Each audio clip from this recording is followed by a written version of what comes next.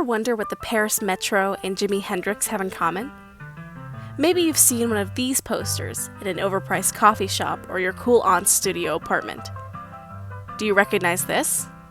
Maybe even this? These are all examples of this. Picture this. It's the turn of the 19th century.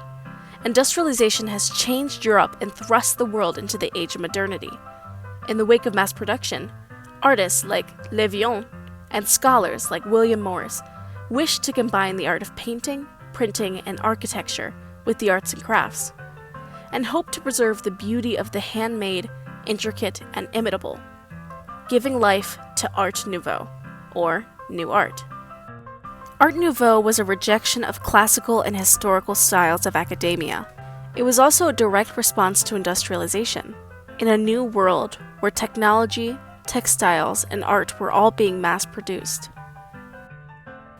It can most easily be recognized by its delicate swirling lines, organic shapes, vibrant colors, and curving arches. Art Nouveau is inherently feminine. At the time of its creation, it appealed to mostly wealthy upper-class women. Paintings and prints often depicted women with delicate flowing hair, sensual curves, and draping fabrics. Architecture, furniture, and jewelry often included motifs like vines, flowers, insects, and other natural characteristics. It took special care to create art out of everyday objects, like lamps, hairpins, and even doorknobs. William Norris explains it best. He says, quote, "Have nothing in your house you do not know to be useful or believe to be beautiful." End quote.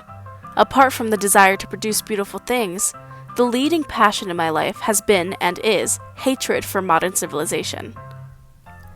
Some of the most famous works include paintings like The Kiss by Gustave Klimt, or prints like, excuse my French, Moulin Rouge by Henri de Letouce-Lautrec, or Zodiac by Alphonse Mucha. Architecture like Casa Battaglio in Barcelona, Majolica House in Vienna, and the entrances to the Paris Metro in France. By the First World War, Art Nouveau was basically extinct, and later replaced by Art Deco in the 1920s.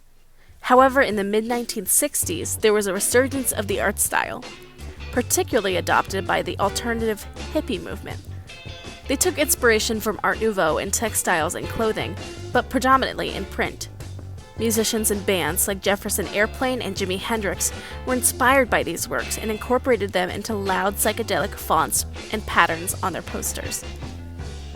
Art Nouveau, at its core, is a movement that proves modernity does not have to be characterized by cold, concrete, minimalistic art and architecture, but can instead celebrate the beauty of human interaction with nature, the poetry in the handmade, hand-stitched, or hand-painted, and embracing the bold, the weird, and the new.